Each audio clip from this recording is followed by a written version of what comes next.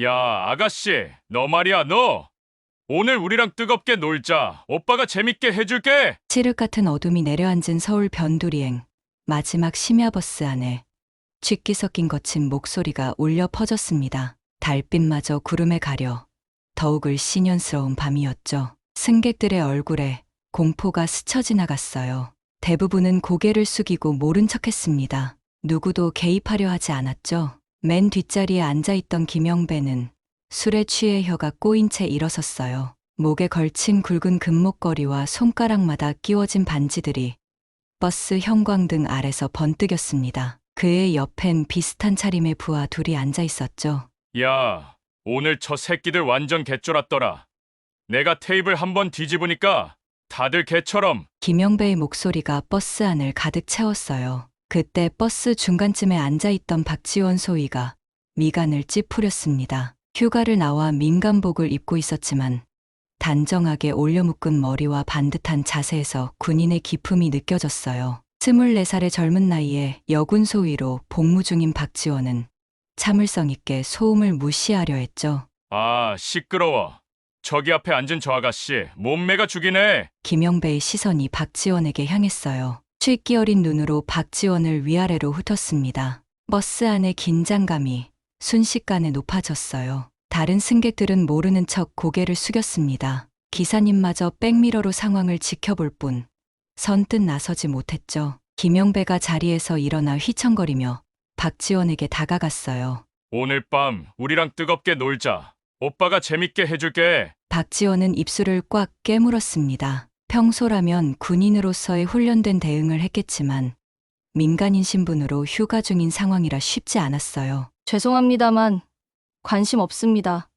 자리로 돌아가 주세요. 박지원이 단호하게 말했습니다. 뭐, 이 조그만한 년이. 김영배의 얼굴이 순간 일그러졌어요. 그가 손을 뻗어 박지원의 팔을 거칠게 잡아챘습니다. 박지원은 본능적으로 방어 자세를 취했지만 좁은 버스 안에서 제대로 된 대응은 불가능했어요. 그 순간이었습니다. 버스 앞문이 열리더니 한 중년 여성이 올라탔어요. 평범한 회색 트레이닝복 차림에 검은색 운동화를 신은 그녀는 50살 정도로 보였습니다. 머리는 단정하게 올려 묶었지만 약간 흐트러진 모습이었죠. 누가 봐도 평범한 아줌마였어요. 여성은 상황을 한눈에 파악했습니다. 그녀의 눈빛이 순간 날카롭게 변했어요. 가벼운 한숨을 내쉰 뒤 조용히 걸어가 김영배 앞에 섰습니다. 손 놓으세요. 그녀의 목소리는 차분했지만 강철 같은 권위가 실려 있었어요. 김영배는 그녀를 위아래로 훑어보더니 비웃었습니다. 뭐야? 아줌마도 끼고 싶어. 그럼 줄 서 있어? 그녀의 표정은 변함없이 담담했어요. 마지막으로 한 번만 더 말할게요. 그 소위에 손을 놓으세요. 버스 안의 모든 사람들이 숨을 죽였습니다. 소위라는 단어에 박지원의 눈이 커졌어요. 그녀가 자신이 군인임을 어떻게 알았는지 의아했죠. 뭐, 이 아줌마가 미쳤나? 김영배가 비틀거리며 그녀를 향해 주먹을 들어 올렸어요. 그 순간이었습니다. 그녀의 움직임은 번개처럼 빨랐어요. 한 손으로 김영배의 주먹을 받아낸 다음 손목을 비틀어 관절을 제압했습니다. 김영배가 비명을 지르기도 전에 그의 몸은 이미 바닥에 내동댕이 쳐져 있었어요. 불과 2초도 채 걸리지 않은 동작이었죠. 김영배의 부하들이 벌떡 일어났지만 그녀는 이미 준비되어 있었습니다. 한 명의 배에 정확한 지압점을 찔러 숨을 못 쉬게 만들었고 다른 한 명의 팔을 비틀어 제압했어요. 10초도 채 지나지 않아 3명의 조폭들은 모두 바닥에 엎드려 신음하고 있었습니다. 차려. 박지원이 반사적으로 경례 자세를 취했어요. 눈앞에 그녀가 누군지 직감적으로 알아본 거죠. 그녀는 미소를 지으며 고개를 저었습니다. 편하게 해요, 소위. 지금은 둘 다 사복이니까. 버스 안의 모든 승객들이 놀란 표정으로 상황을 지켜봤어요. 그녀는 김영배에게 다가가 무릎을 꿇고 그의 귓가에 속삭였습니다. 난 육군소장 한서영이다. 한 번만 더 군인 건드리면 다음에는 이렇게 쉽게 안 넘어간다. 김영배의 얼굴이 창백해졌어요. 투스타 장군이라는 소장의 위력을 이제야 실감한 듯 했습니다. 한서영은 일어나 기사에게 말했어요. 다음 정류장에서 경찰에 인계하겠습니다. 신고해 주세요. 버스 안의 승객들은 경이로운 표정으로 한서영을 바라봤습니다. 트레이닝복 차림의 평범한 중년 여성이 실상은 대한민국 육군의 투스타 장군이었던 겁니다. 그녀의 카리스마는 군복 없이도 충분히 빛났죠. 박지원은 한서영에게 다가가 작은 목소리로 물었어요. 소장님, 어떻게 제가 소희란 걸 아셨습니까? 한서영은 미소 지으며 대답했습니다. 군인의 눈빛은 군인이 알아본다고 하잖아요. 그런데 그 순간 한서영의 시선이 박지원의 손목에 걸린 낡은 시계에 고정됐어요. 그녀의 눈빛이 순간 흔들렸습니다. 무언가를 기억해낸 듯한 표정이었죠. 시계 하나가 밝혀낸 금지된 과거. 한서영의 시선이 박지원의 손목에 걸린 낡은 시계에 고정되었습니다. 그 순간 한서영의 눈빛이 흔들렸어요. 마치 오래된 기억이 파도처럼 밀려오는 듯했죠. 버스는 다음 정류장에 도착했고 경찰이 김영배와 그의 부하들을 인계받았습니다. 소위, 잠시 시간 있나요? 한서영이 박지원에게 물었어요. 그녀의 목소리에는 평소의 위험 대신 어딘가 애틋한 감정이 묻어났습니다. 박지원은 당황스러움을 감추지 못했죠. 네, 소장님. 물론입니다. 두 사람은 근처 24시간 카페로 자리를 옮겼어요. 늦은 밤이었지만 창가에 자리 잡은 그들의 주변으로는 묘한 긴장감이 흘렀습니다. 한서영은 한동안 말없이 박지원의 시계만 바라봤어요. 오래된 그 시계는 군용품이라기보다는 고급스러운 민간용으로 보였습니다. 낡았지만 정교한 디자인이 눈에 띄었죠. 그 시계, 어디서 얻었나요? 한서영이 조심스럽게 물었어요. 박지원은 자신의 시계를 내려다보며 미소 지었습니다. 할아버지께서 물려주신 건데요. 제가 군에 입대할 때 주셨어요. 할아버지께서는 이 시계가 저를 지켜줄 거라고 하셨죠. 한서영은 깊은 숨을 들이마셨어요. 혹시 시계 뒷면을 볼 수 있을까요? 박지원은 의아한 표정을 지었지만 시계를 풀어 한서영에게 건넸습니다. 한서영이 조심스럽게 시계를 뒤집자 작은 각인이 보였어요. 그것은 김영삼 대통령의 이름과 서명이었습니다. 한서영의 손이 미세하게 떨렸어요. 눈가에 맺힌 눈물을 참으려 애쓰는 모습이었죠. 박철수, 당신의 할아버지 이름이 박철수이신가요? 박지원의 눈이 커졌습니다. 네, 맞아요. 소장님, 어떻게 아셨어요? 한서영은 잠시 말을 잇지 못했어요. 감정이 복받쳐 오르는 듯했죠. 마침내 그녀가 떨리는 목소리로 말했습니다.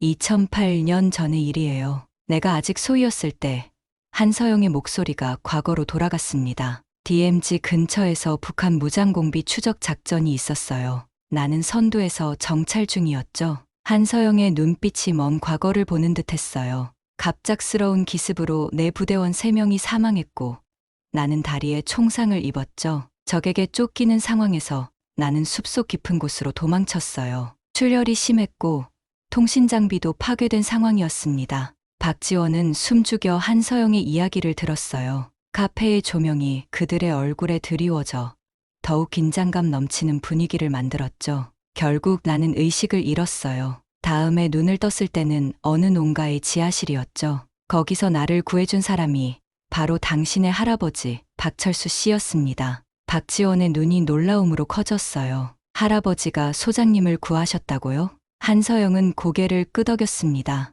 그 당시 DMZ 인근은 공비 침투 가능성으로 극도의 긴장 상태였어요. 민간인이 군인을 숨겨주는 건 위험한 일이었죠. 하지만 당신의 할아버지는 자신의 위험을 무릅쓰고 나를 도와주셨어요. 할아버지는 그 이야기를 한 번도 하신 적이 없어요. 박지원이 떨리는 목소리로 말했습니다. 한서영은 쓸쓸하게 미소 지었어요. 그런 분이셨죠. 자신이 한 일을 자랑하지 않는 분이셨어요. 이 시계는 내가 회복한 후 당신 할아버지께 감사의 표시로 드린 거였습니다. 당시 김영삼 대통령이 모범 장병에게 하사한 기념품이었죠. 박지원은 시계를 새삼 다른 눈으로 바라봤어요. 그 작은 시계에 이런 역사가 담겨 있었다니. 할아버지가 돌아가시기 전 자신에게 남긴 마지막 선물이었던 겁니다. 그런데 이 시계가 어떻게? 한서영이 말을 이었어요. 할아버지는 제가 군에 지원했을 때 이 시계를 주셨어요. 이 시계는 진정한 군인 정신이 무엇인지 가르쳐 줄 거라고 하셨죠. 그리고 언젠가 이 시계가 너를 특별한 인연으로 이어줄지도 모른다고요. 박지원의 목소리가 떨렸습니다. 한서영의 눈에서 눈물이 흘러내렸어요. 감정을 억누르려 했지만 이젠 통제할 수 없었죠. 28년 만이네요. 박철수 씨는 지금. 박지원은 고개를 숙였습니다. 3년 전에 돌아가셨어요. 평화롭게 가셨습니다. 한서영은 그제야 눈물을 닦았어요. 용감하고 고귀한 분이셨어요. 당신의 할아버지는 내 생명의 은인이자 진정한 영웅이었죠. 깊은 침묵이 흘렀습니다. 두 사람 사이에는 이제 단순한 군 선후배를 넘어선 특별한 인연이 흐르고 있었어요. 한 사람의 선택이 만들어낸 인연의 끈이 28년의 시간을 뛰어넘어 이어진 것이었죠. 할아버지의 이야기를 더 자세히 들을 수 있을까요? 박지원이 조심스럽게 물었습니다. 한서영은 잠시 생각에 잠겼다가 고개를 끄덕였어요. 물론이죠. 그날의 일은 내 인생을 완전히 바꿔놓았으니까요. 한서영의 기억은 2096년 초여름으로 돌아갔습니다. 날씨는 맑았지만 DMZ 인근의 공기는 팽팽한 긴장감으로 가득했어요. 북한 무장공비 5명이 남아있다는 정보가 들어왔고 한서영이 이끄는 정찰대가 최전방에 배치됐죠. 나는 26살 소위였어요. 군 생활 2년 차로 처음으로 실전 작전을 지휘하게 됐죠. 한서영이 말했습니다. 우리 부대는 산속 깊은 곳을 수색하고 있었어요. 갑작스러운 총성이 숲을 울렸습니다. 매복해 있던 공비들의 기습이었어요. 한서영의 부대원 3명이 즉시 전사했고 한서영은 오른쪽 다리에 총상을 입었죠. 나는 부상당한 채 혼자 도망쳐야 했어요. 통신 장비는 파괴됐고 지원을 요청할 방법이 없었죠. 한서영의 목소리에 당시의 공포가 묻어났습니다. 산속을 하루 종일 헤맸어요. 출혈이 심해 의식이 점점 흐려졌죠. 해가 저물 무렵 한서영은 작은 농가 근처에 쓰러졌어요. 그곳에서 그녀를 발견한 이가 바로 박철수였습니다. 당신의 할아버지는 바치를 마치고 돌아오는 길이었어요. 그분은 망설임 없이 나를 업고 집으로 향했죠. 한서영이 회상했습니다. 하지만 집에 도착했을 때 가족들의 반응은 달랐어요. 우리가 왜 군인을 도와야 하는데? 공비들이 알면 우리 가족 모두 위험해. 박철수의 형이 소리쳤습니다. 사람이 죽어가고 있어. 그냥 내버려 둘 순 없어. 박철수가 단호하게 대답했어요. 결국 그들은 한서영을 집 지하실에 숨기기로 합니다. 그곳은 한국전쟁 당시 피난처로 사용되던 좁고 습한 공간이었죠. 당신의 할아버지는 매일 밤 몰래 내려와 내 상처를 치료해 주셨어요. 군의관도 아니신데 약초를 활용해 민간 요법으로 내 열을 내려주셨죠. 한서영이 회상했습니다. 가족들의 반대에도 불구하고 그분은 끝까지 나를 돌봐주셨어요. 한서영의 목소리가 떨렸어요. 그러던 어느 날 밤 공비들이 그 마을에 나타났습니다. 집집마다 수색하며 부상당한 여군을 찾고 있었죠. 박지원은 숨을 죽이며 이야기를 들었어요. 할아버지가 그런 위험에 처했다니 믿기 힘들었습니다. 공비들이 당신 할아버지의 집에도 들이닥쳤어요. 지하실 입구는 거실 바닥에 작은 문으로 가려져 있었죠. 한서영이 말했습니다. 나는 지하실에서 숨도 제대로 쉬지 못했어요. 머리 위로 공비들의 발소리가 들렸죠. 그때 박철수는 침착하게 공비들을 응대했어요. 평범한 농부인 척하며 아무것도 모르는 듯 행동했습니다. 하지만 공비 중 한 명이 지하실 입구로 보이는 바닥에 작은 흔적을 발견했죠. 여기 뭐가 있는 거야? 공비가 물었어요. 박철수의 대답은 단호했습니다. 저장고예요. 겨울에 쓸 김장김치와 감자를 보관하는 곳이죠. 공비는 의심스러운 눈빛으로 바닥을 살폈어요. 열어봐. 박철수는 천천히 지하실 문을 열었습니다. 그 순간이 한서영에게는 영원처럼 느껴졌죠. 하지만 박철수는 이미 준비가 되어 있었어요. 지하실 위쪽에는 정말로 김치통과 감자 자루를 미리 쌓아둔 상태였습니다. 보이지? 그냥 저장고야. 박철수가 말했어요. 공비는 잠시 안을 들여다보더니 고개를 끄덕였습니다. 다른 집도 수색하자. 공비들이 떠난 후 박철수는 지하실로 내려와 한서영에게 몸을 숙였어요. 괜찮으세요, 소희님? 한서영은 눈물을 참으며 고개를 끄덕였습니다. 그 순간 그녀는 박철수의 진정한 용기를 목격했죠. 그는 자신의 목숨을 걸고 낯선 군인 한 명을 지켜준 것이었어요. 이틀 후 수색대가 그 지역에 도착했고 당신 할아버지는 즉시 그들에게 내 존재를 알렸습니다. 덕분에 나는 무사히 구출될 수 있었죠. 한서영이 말했어요. 그런 위험한 상황에서 할아버지는 정말 용감하셨네요.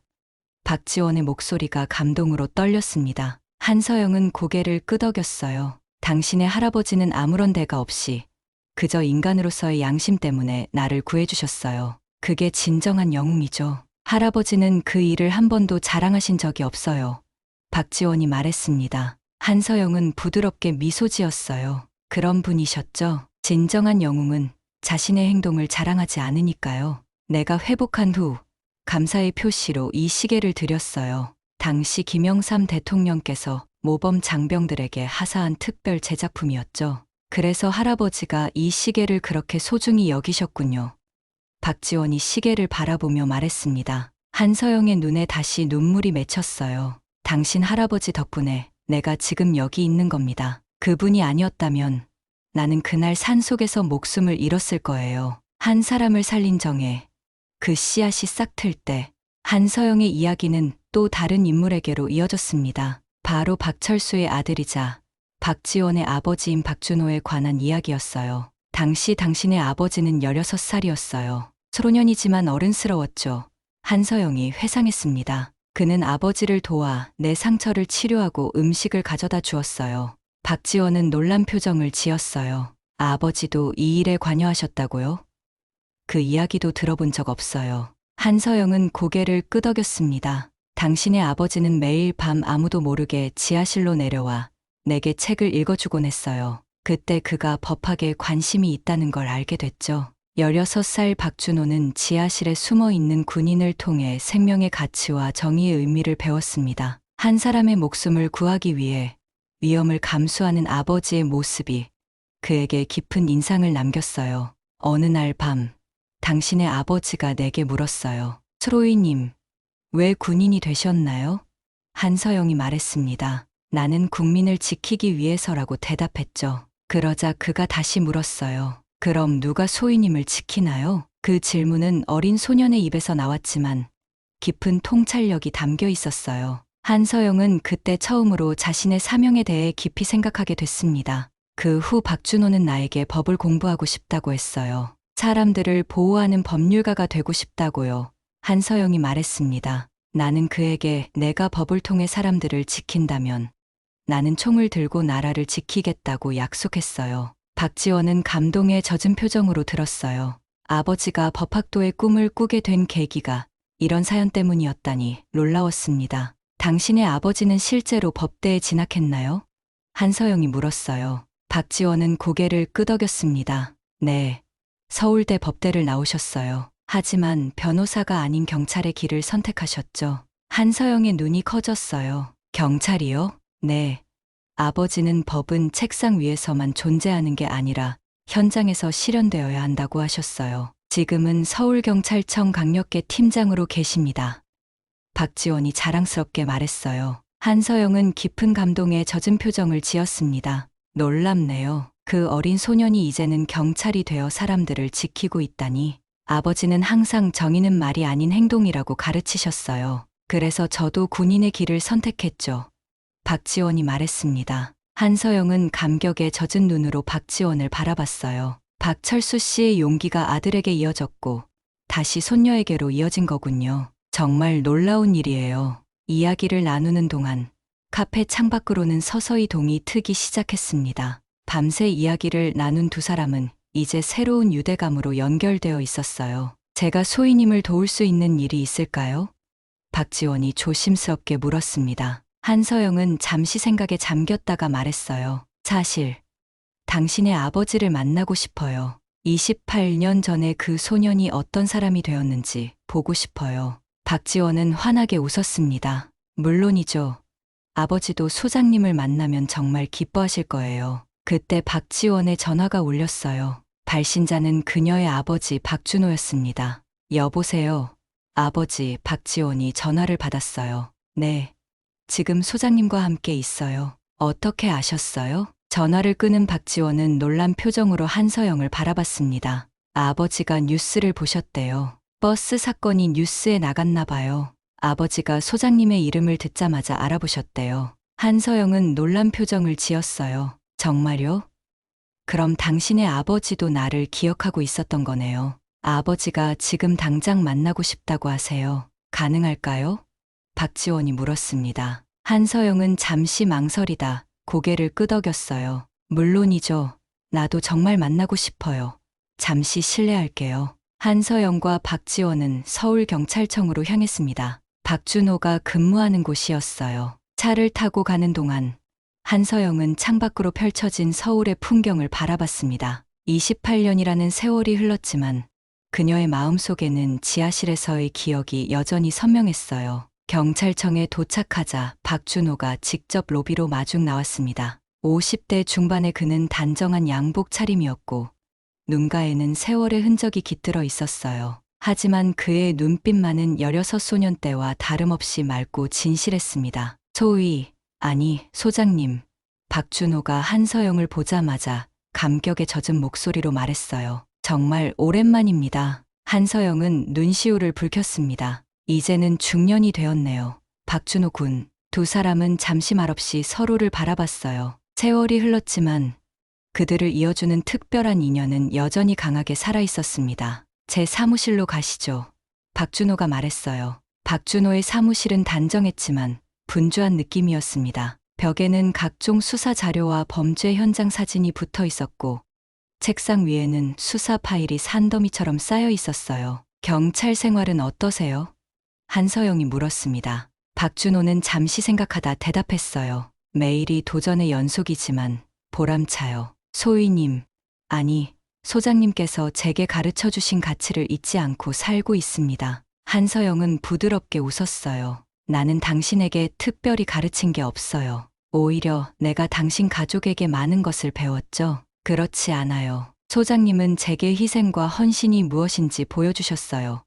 박준호가 진지하게 말했습니다. 제가 경찰이 된 것도 그 영향이 컸어요. 박준호는 서랍에서 낡은 노트를 꺼냈어요. 표지가 바랜 일기장이었습니다. 이건 아버지의 일기장입니다. 돌아가시기 전에 저에게 주셨어요. 박준호가 말했어요. 소장님에 관한 기록도 있습니다. 한서영은 조심스럽게 일기장을 받아들었습니다. 페이지를 넘기자 박철수의 정갈한 필체가 눈에 들어왔어요. 1996년 6월 15일, 오늘 산에서 부상당한 여군을 발견했다. 집으로 데려오는 게 위험하다는 걸 알지만 그냥 지나칠 수 없었다. 그녀의 눈빛에는 포기하지 않겠다는 의지가 보였다. 내가 그 의지를 꺾을 수는 없었다. 한서영은 천천히 페이지를 넘겼어요. 박철수가 그녀를 돌보며 기록한 메일의 일기였습니다. 1996년 6월 20일, 소희의 상태가 조금 나아지고 있다. 열이 내렸다. 준호가 그녀에게 책을 읽어주는 모습이 인상적이다. 아들이 이런 상황에서도 타인을 생각하는 마음을 갖게 되어 기쁘다. 1996년 6월 22일, 오늘 공비들이 집에 들이닥쳤다. 가슴이 터질 것 같았지만 침착함을 유지했다. 그들이 지하실을 의심했지만 다행히 속일 수 있었다. 소희가 발견되었다면 우리 가족 모두 위험했을 것이다. 하지만 후회는 없다. 옳은 일을 했다고 믿는다. 눈물이 한서영의 뺨을 타고 흘러내렸어요. 박철수의 담담한 기록 속에서 그의 진정한 용기와 인간애를 느낄 수 있었습니다. 마지막 페이지에 이르자 한서영은 숨을 멈췄어요. 그곳에는 그녀가 구출된 후 박철수가 남긴 글이 있었습니다. 소희가 떠났다. 이제 우리 집은 다시 평화로워졌지만 어딘가 허전하다. 그녀가 남긴 시계를 보며 생각한다. 인간으로서 해야 할 일을 했을 뿐인데 이렇게 귀한 선물을 받다니. 언젠가 우리가 다시 만날 수 있을지 모르겠다. 만약 그때가 온다면 내가 그녀에게 해주고 싶은 말은 단 하나. 잘 살고 있다고 말해줘. 한서영은 더 이상 감정을 억누르지 못했어요. 그녀의 어깨가 흔들렸고 눈물이 일기장 위로 떨어졌습니다. 아버지는 소장님을 항상 기억하셨어요. 박준호가 말했어요. 돌아가시기 전까지도 가끔 그 소희는 잘 지내고 있을까라고 물으셨죠. 한서영은 일기장을 가슴에 안았습니다. 당신의 아버지, 정말 감사해요. 내가 이렇게 살아있는 것, 투스타 장군이 된 것, 모두 그분 덕분이에요. 그리고 이제는 제 딸도 군인의 길을 가고 있습니다. 박준호가 자랑스럽게 말했어요. 세대에 걸친 인연이네요. 그때 박준호의 휴대폰이 울렸습니다. 그는 전화를 받고 표정이 굳었어요. 네, 알겠습니다. 바로 가겠습니다. 박준호가 전화를 끊었습니다. 죄송합니다. 급한 사건이 생겼어요. 잠시 실례할게요. 박준호가 사무실을 나가자 한서영과 박지원은 일기장을 함께 읽으며 과거의 이야기를 나눴어요. 그러나 그들은 이 평화로운 재회가 얼마 지나지 않아 위기를 맞게 될 줄은 몰랐습니다. 박준호가 사무실로 돌아왔을 때 그의 표정은 심각했습니다. 뭔가 큰 문제가 생긴 듯 했어요. 무슨 일이에요? 한서영이 물었습니다. 박준호는 잠시 망설이다가 입을 열었어요. 김영배가 경찰서에서 풀려났습니다. 한서영의 표정이 굳었죠. 어떻게 그런 일이? 그의 변호사가 보석금을 내고 풀려나게 했어요. 그런데 더 큰 문제는 박준호가 말을 이었습니다. 그가 나가면서 한 말이에요. 투스타 장군이 누군지 이제 알았다. 두고 보자라고 했대요. 한서영의 얼굴이 창백해졌어요. 그녀는 즉시 전화기를 꺼내 딸 이지윤에게 전화를 걸었습니다. 그러나 전화는 연결되지 않았죠. 이상해요. 딸이 전화를 안 받아요. 한서영의 목소리에 불안감이 묻어났습니다. 학교에 있는 거 아닌가요? 박지원이 물었어요. 한서영은 고개를 저었습니다. 오늘은 토요일이라 집에 있을 거예요. 이지윤은 항상 전화를 잘 받는 아이인데 그때 한서영의 휴대폰으로 문자 메시지가 도착했어요. 발신자 표시는 없었고 내용은 간단했습니다. 투스타 장군님, 따님이 저희와 함께 있습니다. 10억 원을 준비하세요. 연락처는 추후 알려드리겠습니다. 메시지 아래에는 사진 한 장이 첨부되어 있었어요. 사진 속에는 의자에 묶인 채 겁에 질린 표정의 20대 초반 여성이 있었습니다. 바로 한서영의 딸 이지윤이었죠. 한서영의 손이 떨렸어요. 그녀의 얼굴에서 핏기가 싹 하셨습니다. 내 딸이, 김영배가 내 딸을 납치했어요. 박준호는 즉시 행동에 나섰어요. 지금 당장 수사팀을 꾸리겠습니다. 김영배의 모든 관련자를 조사하고 딸님의 마지막 위치를 추적하겠습니다. 제 탓이에요. 한서영이 떨리는 목소리로 말했습니다. 내가 버스에서 그를 제압하지 않았다면 자책하지 마세요. 박준호가 단호하게 말했어요. 이건 소장님의 잘못이 아닙니다. 김영배는 범죄자고 우리는 그를 반드시 잡을 겁니다. 한서영은 겨우 정신을 차렸습니다. 군인으로서의 훈련된 냉정함이 서서히 돌아왔어요. 어떻게 도울 수 있을까요? 우선 딸님의 최근 행적과 관련 정보가 필요합니다. 그리고 박준호가 잠시 생각했어요. 김영배가 소장님을 노리는 걸 보면 이건 단순 납치가 아닌 개인적 복수일 가능성이 높습니다. 10억 원은 구실일 뿐이죠. 한서영은 고개를 끄덕였습니다. 이지윤은 오늘 오전에 친구를 만나러 나갔어요. 9시쯤이었죠. 그 후로 연락이 없었어요. 박준호는 부하 형사들에게 지시를 내렸어요. 이지윤 씨의 휴대폰 위치 추적, CCTV 분석, 김영배의 모든 관계자 조사를 지금 당장 시작하세요. 이건 시간과의 싸움입니다. 상황실이 설치되고 경찰들이 분주하게 움직이기 시작했습니다. 한서영은 의자에 앉아 초조하게 기다렸어요. 투스타 장군이지만 이 순간 그녀는 그저 딸을 걱정하는 한 명의 어머니일 뿐이었죠. 제가 있는 한 절대 포기하지 않을게요. 박지원이 한서영의 손을 잡고 말했습니다. 할아버지가 소장님을 구했듯이 이번에는 우리가 이지윤 씨를 구할 거예요. 한서영의 눈에 눈물이 맺혔어요. 고마워요. 정말 고마워요. 수시간이 지나고 첫 번째 단서가 나타났습니다. 이지윤의 휴대폰 신호가 마지막으로 잡힌 곳은 서울 외곽의 한 카페였어요. 그곳의 CCTV를 분석한 결과 이지윤이 검은색 승합차에 강제로 탑승되는 장면이 포착됐습니다. 차량 번호를 추적 중입니다. 한 형사가 보고했어요. 그리고 김영배의 측근 중 한 명이 최근 서울 외곽에 창고를 임대한 정황이 포착됐습니다. 박준호는 지도를 펼쳤어요. 그 창고가 어디 있는지 확인하고 주변 CCTV를 모두 분석하세요. 우리가 가진 시간이 얼마 없습니다. 한서영은 초조하게 시계를 바라봤습니다. 딸이 납치된 지 6시간이 지났어요. 매 순간이 이지윤에게는 위험한 시간이었죠. 소장님, 박준호가 한서영에게 다가왔어요. 이런 말씀 드리기 죄송하지만 혹시 과거에 김영배와 관련된 일이 있으셨나요? 한서영은 잠시 생각에 잠겼다가 고개를 저었습니다. 아니요. 오늘 버스에서 처음 만났어요. 그렇다면 이건 단순 복수심일 가능성이 높습니다. 자존심이 상한 거죠. 박준호가 말했어요. 하지만 걱정 마세요. 우리가 반드시 이지윤 씨를 찾아내겠습니다. 그때 한서영의 휴대폰으로 다시 메시지가 왔습니다. 이번에는 영상통화 요청이었어요. 한서영은 박준호와 눈을 마주친 후 통화 버튼을 눌렀습니다. 화면에 김영배의 얼굴이 나타났어요. 그의 눈에는 복수심이 가득했습니다. 장군님, 잘 지내셨습니까? 김영배가 비웃듯 말했어요. 따님이 보고 싶으시죠? 카메라가 움직여 이지훈을 비췄습니다. 그녀는 여전히 의자에 묶여 있었지만 다행히 외상은 보이지 않았어요. 엄마, 나 괜찮아. 걱정하지 마.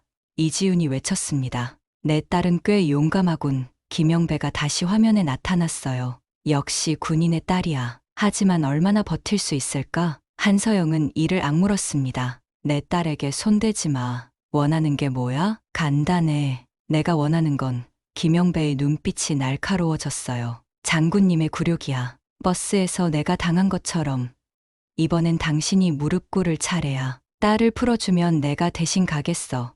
한서영이 단호하게 말했습니다. 김영배는 웃었어요. 그렇게 쉽게 끝날 것 같아. 10억 원을 준비해. 그리고 혼자 와. 경찰에 알리면 내 딸은 죽는다. 통화가 끊어졌습니다. 한서영의 얼굴에는 결연한 의지가 서렸어요. 혼자 가실 생각은 마세요.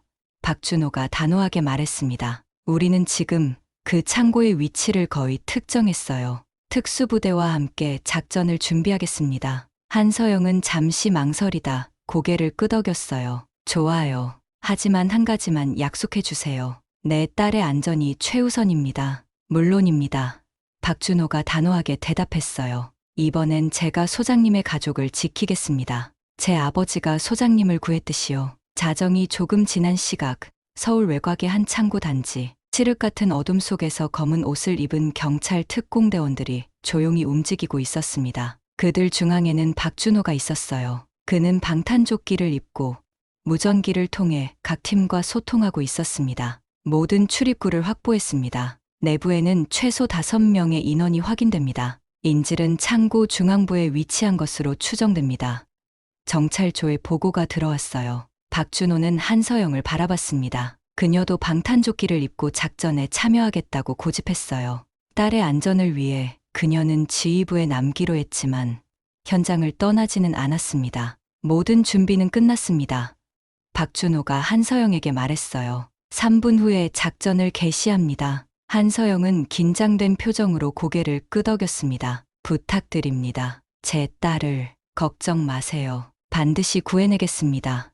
박준호가 단호하게 대답했어요. 박준호는 특공대원들에게 마지막 지시를 내렸습니다. 기억하세요. 우리의 최우선 목표는 인질의 안전입니다. 불필요한 충돌은 피하고 신속하게 인질을 확보하세요. 모든 대원들이 준비를 마쳤어요. 박준호가 손을 들어 신호를 보냈습니다. 작전 개시. 순간 창고 주변의 모든 전력이 차단됐어요. 완벽한 어둠 속에서 특공대원들이 창고 안으로 침투했습니다. 섬광탄의 번쩍임과 함께 외침이 들렸어요. 경찰이다. 모두 엎드려. 창고 안에서 총성이 울렸습니다. 김영배의 부하들이 저항하기 시작한 거죠. 한서영은 심장이 멎는 듯한 공포를 느꼈어요. 딸이 그 안에 있는데 총격전이 벌어지다니. 박준호는 지휘 차량에 남아 작전을 조율했습니다. 인질 위치 확인. 모든 팀 보고하라. A팀 정면 확보 중. 저항 세력 둘 제압. B팀 좌측 통로 확보. 적 발견 안 됨. C팀 우측 잠깐 인질 발견. 중앙에서 남쪽으로 30m 지점. 박준호의 표정이 밝아졌어요. 인질 상태는 생존.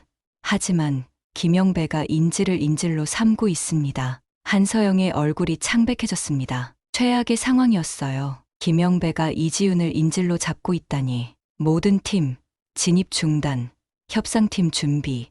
박준호가 지시했어요. 그러나 그때 예상치 못한 일이 벌어졌습니다. 한서영이 갑자기 지휘 차량에서 뛰쳐나간 거예요. 소장님, 박준호가 외쳤지만 이미 늦었습니다. 한서영은 창고로 달려갔어요. 그녀의 머릿속에는 오직 딸의 안전만이 있었습니다. 군인으로서의 훈련과 어머니로서의 본능이 그녀를 이끌었죠. 창고 안으로 들어선 한서영은 중앙을 향해 달렸어요. 특공대원들이 놀란 표정으로 그녀를 바라봤지만 막지는 않았습니다. 마침내 한서영은 김영배와 이지훈을 발견했어요. 김영배는 이지훈의 목에 칼을 대고 있었습니다. 한 발짝만 더 다가오면 이 칼이 내 딸의 목을 관통할 거야.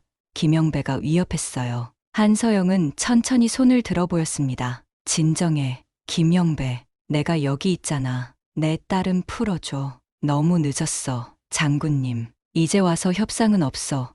김영배의 눈에 광기가 서렸어요. 그때였습니다. 창고 뒤쪽에서 박준호의 모습이 나타났어요. 그는 김영배의 시야에 들어오지 않는 각도에서 조용히 접근하고 있었습니다. 한서영은 김영배의 주의를 끌기 위해 계속 말했어요. 내가 원하는 건 나잖아. 내가 무릎 꿇고 사과할게. 그러니 제발 내 딸을 풀어줘. 김영배는 비웃었습니다. 이제 와서 너무 늦었어. 내가 버스에서 나를 어떻게 만들었는지 알아? 모든 부하들 앞에서 나를 개처럼 만들었어. 한서영은 천천히 무릎을 꿇었어요. 미안해. 내가 잘못했어. 제발 내 딸만은. 김영배의 시선이 한서영에게 고정된 그 순간 박준호가 행동에 나섰습니다. 번개 같은 속도로 김영배에게 달려든 그는 정확한 타이밍에 김영배의 손목을 잡아 칼을 떨어뜨리게 만들었어요. 아버지, 이지훈이 외쳤습니다. 김영배는 균형을 잃고 비틀거렸어요. 박준호는 재빨리 이지훈을 안전한 곳으로 밀어냈습니다. 그러나 김영배가 갑자기 허리춤에서 권총을 꺼냈어요. 죽어. 김영배가 박준호를 향해 총을 겨눴습니다. 한서영이 반사적으로 달려들었어요. 그녀는 김영배의 팔을 쳐내며 총구의 방향을 바꿨습니다. 총성이 울렸지만 다행히 총알은 천장을 향해 발사됐어요. 두 사람 사이에 격렬한 몸싸움이 벌어졌습니다. 김영배는 체격은 좋았지만 한서영은 특수훈련을 받은 군인이었어요. 그녀는 재빠른 동작으로 김영배의 손목을 비틀어 총을 떨어뜨렸습니다. 그러나 김영배는 포기하지 않았어요. 그는 한서영의 목을 조르기 시작했습니다. 순간 한서영의 호흡이 막혔어요. 그녀의 시야가 흐려지기 시작했죠. 그때였습니다. 박준호가 달려와 김영배의 옆구리를 강하게 가격했어요. 김영배가 비틀거리며 한서영을 놓았습니다. 박준호는 멈추지 않고 연속 공격을 이어갔어요. 그의 움직임은 전문적인 무술 훈련을 받은 사람의 것이었습니다. 마침내 김영배가 쓰러졌어요. 박준호는 재빨리 그를 제압하고 수갑을 채웠습니다. 체포하겠습니다. 김영배 씨, 당신은 납치, 협박, 무기 소지 등의 혐의로. 박준호가 미란다 원칙을 읊기 시작했어요. 한서영은 급히 이지훈에게 달려갔습니다. 괜찮아? 다친 데는 없어? 이지훈은 어머니의 품에 안겼어요. 엄마, 무서웠어. 이제 괜찮아. 다 끝났어. 한서영이 딸을 꼭 안아주었습니다. 특공대원들이 김영배와 그의 부하들을 연행해 나갔어요. 창고 안에는 한서영, 이지훈, 그리고 박준호만 남았습니다. 정말 감사합니다. 한서영이 박준호에게 말했어요. 당신이 아니었다면. 박준호는 미소 지었습니다. 제가 한 일은 소장님이 우리 가족에게 해주신 것에 비하면 아무것도 아닙니다. 이지훈은 궁금한 표정으로 두 사람을 번갈아 바라봤어요. 무슨 일이 있었던 거예요? 한서영은 딸의 머리를 쓰다듬었습니다. 긴 이야기야. 우리가 어떻게 여기까지 왔는지에 대한. 일주일 후 한서영의 아파트에는 특별한 손님들이 모였습니다. 박준호와 박지원, 그리고 이지훈까지. 그들은 마치 오래된 가족처럼 편안한 분위기 속에서 이야기를 나눴어요. 이번 일로 김영배는 최소 10년은 감옥에 있을 겁니다. 박준호가 말했어요. 납치, 협박, 무기 소지 등 혐의가 산더미예요. 한서영은 안도의 한숨을 내쉬었습니다. 정말 다행이에요. 덕분에 우리 가족이 안전해졌네요. 이지훈은 호기심 어린 눈으로 박준호를 바라봤어요. 아저씨, 어떻게 그렇게 빨리 저를 찾을 수 있었어요? 박준호는 미소 지었습니다. CCTV 분석과 김영배의 관계자 추적이 큰 도움이 됐어. 하지만 가장 중요한 건 포기하지 않는 마음이었지. 그리고 박준호 팀장님의 뛰어난 리더십이요. 박지원이 덧붙였어요. 아버지가 어떻게 작전을 지휘하셨는지 봤어야 했어요. 마치 교과서 같았죠. 한서영은 고개를 끄덕였습니다. 당신 아버지의 용기가 아들에게 이어졌군요. 사실 박준호가 조심스럽게 말했어요. 제가 경찰이 된 것도 소장님 때문입니다. 그 지하실에서의 기억이 제 인생의 방향을 결정했어요. 이지훈은 눈을 동그랗게 뜨고 물었습니다. 무슨 지하실이요? 어떤 이야기인지 더 자세히 들을 수 있을까요? 한서영과 박준호는 서로를 바라보며 미소 지었어요. 그들은 차례로 28년 전의 이야기를 들려주었습니다. 북한 무장공비로부터의 탈출, 박철수의 구조, 지하실에서의 숨막히는 순간들, 그리고 그 모든 것이 어떻게 세 가족의 운명을 엮어놓았는지에 대해서요. 할아버지가 그런 분이셨다니 이지윤의 눈에 감동의 눈물이 맺혔습니다. 정말 자랑스러워요. 그래. 내 할아버지는 진정한 영웅이셨어. 박준호가 말했어요. 겉으로 드러나지 않았지만 가장 위험한 순간에 옳은 일을 선택하셨지. 한서영은 테이블 위에 놓인 낡은 시계를 바라봤습니다. 그 시계는 이제 박지원의 손목에서 세월의 흔적을 간직한 채 여전히 정확하게 시간을 가리키고 있었어요. 이 시계처럼 우리의 선택도 시간을 넘어 이어지는 거네요. 한서영이 말했습니다. 그때 박준호가 자리에서 일어나 주머니에서 무언가를 꺼냈어요. 그것은 경찰 배지였습니다. 이지윤 씨, 박준호가 이지윤에게 배지를 건넸어요. 이건 제가 처음 경찰이 됐을 때 받은 배지입니다. 당신에게 주고 싶어요. 이지윤은 놀란 표정으로 배지를 받아들었습니다. 저에게요? 왜요? 당신이 보여준 용기 때문이에요. 납치됐을 때도 끝까지 침착함을 잃지 않았죠. 박준호가 말했어요. 그리고 혹시 관심 있다면 경찰 특채에 지원해보는 건 어떨까요? 우리는 이지윤 씨 같은 사람이 필요합니다. 이지윤의 눈이 커졌어요. 경찰이요? 한서영이 놀란 표정으로 물었습니다. 이지윤이 경찰이라고요? 왜 안 되겠어요? 박준호가 미소 지었어요. 소장님은 군인, 저는 경찰, 그리고 박지원 소위는 군인. 이지윤 씨가 경찰이 된다면 우리 두 가족은 국가를 지키는 완벽한 팀이 되는 거죠. 이지윤은 잠시 생각에 잠겼다가 고개를 끄덕였습니다. 생각해 볼게요. 사실 항상 뭔가 의미 있는 일을 하고 싶었거든요. 군인이든 경찰이든 중요한 건 마음가짐이야. 한서영이 딸의 손을 잡았어요. 내 할아버지 박철수 씨처럼 옳은 일을 위해 행동하는 용기. 그게 가장 중요한 거야. 박지원은 시계를 바라보며 말했습니다. 할아버지의 선택이 소장님을 구했고 그 인연이 이제 우리 모두를 연결했네요. 다음 날 아침 한서영은 자신의 SNS에 특별한 글을 올렸어요. 오랫동안 비활성화 상태였던 계정이었지만 이번만큼은 자신의 이야기를 나누고 싶었습니다. 28년 전 한 농부의 선택이 내 인생을 구했습니다. 그는 자신의 안전보다 낯선 군인의 생명을 선택했죠. 그 작은 선택이 세대를 넘어 이어져 오늘날 그의 손녀는 군인이 되었고 그의 아들은 경찰이 되었습니다. 어쩌면 이것이 진정한 영웅의 유산이 아닐까요? 화려한 훈장이나 기념비가 아닌 마음속에 심어진 정의와 용기의 씨앗. 박철수 씨, 하늘에서도 부디 평안하시길 바랍니다. 당신의 용기는 여전히 이 땅에 살아 숨쉬고 있습니다. 그 글은 삽시간에 퍼져나갔고 수많은 사람들의 마음을 울렸어요. 많은 이들이 자신들의 일상 속 작은 영웅들, 눈에 띄지 않지만 묵묵히 옳은 일을 선택하는 사람들에 대한 이야기를 댓글로 나누기 시작했습니다. 한 달 후, 이지윤은 경찰 특채 시험에 지원했어요. 박지원은 소위에서 중위로 진급했고, 한서영은 예비역으로 전역을 준비하며 미래의 젊은 군인들을 위한 멘토링 프로그램을 계획했습니다. 그리고 박준호의 책상 위에는 새로운 사진 한 장이 놓였어요. 한서영, 박지원, 이지윤, 그리고 박준호가 함께 찍은 사진이었습니다. 그 옆에는 오래된 흑백 사진 한 장이 나란히 놓여 있었죠. 28년 전